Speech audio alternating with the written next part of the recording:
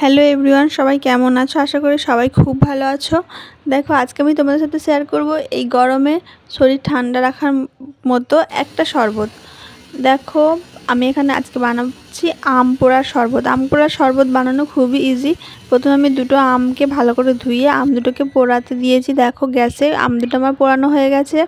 এরপরে আম দুটো একটু ঠান্ডা করে খোলাটা ছাড়িয়ে নিয়েছি। এরপর দেখো, বাটিতে নিয়েছি আমি ঠান্ডা জল। যে যতটা গ্লাস বানাবে সেরকম অনুযায়ী জলটা নেবে। আমি এখানে 3 গ্লাসের মতন জল নিয়েছি, ঠান্ডা জল।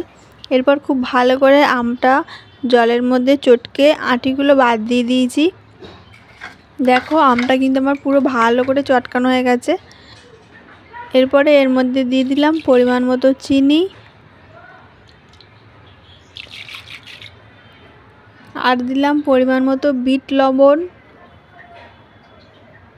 আর দেবো খুব সামান্য গোলমরিচের গুঁড়ো।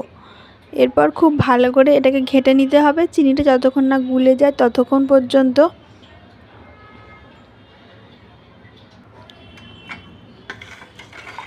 আসলে আম পোড়া শরবত বানানো কিছুই নয়, তাই না? তোমরা অনেকেই হয়তো জানো এটা বানাতে, তবু আমি বাড়িতে যেভাবে বানাই আমি সেটাই তোমাদের সাথে শেয়ার করলাম। আর এই গরমেতে কিন্তু আম পোড়া শরবত খাওয়া খুবই ভালো। তোমরা মাঝে মাঝে বাড়িতে বানিয়ে খেও। আর আমার রেসিপিটা কেমন লাগলো কমেন্ট করে জানিও। দেখো, আমার শরবত কিন্তু রেডি হয়ে গেছে। আমি এখানে 3টে গ্লাসে ঢেলে নিয়েছি। আমার আজকের এই শরবতের রেসিপিটা কেমন লাগলো কমেন্ট করে জানিও। যদি ভালো লাগে একটা লাইক দিও, আর চ্যানেলটা সাবস্ক্রাইব করে আমার পাশে থেকো। আজকের ভিডিও এই পর্যন্ত, আবার দেখা হবে অন্য কোনো ভিডিওতে। ওকে, বাই।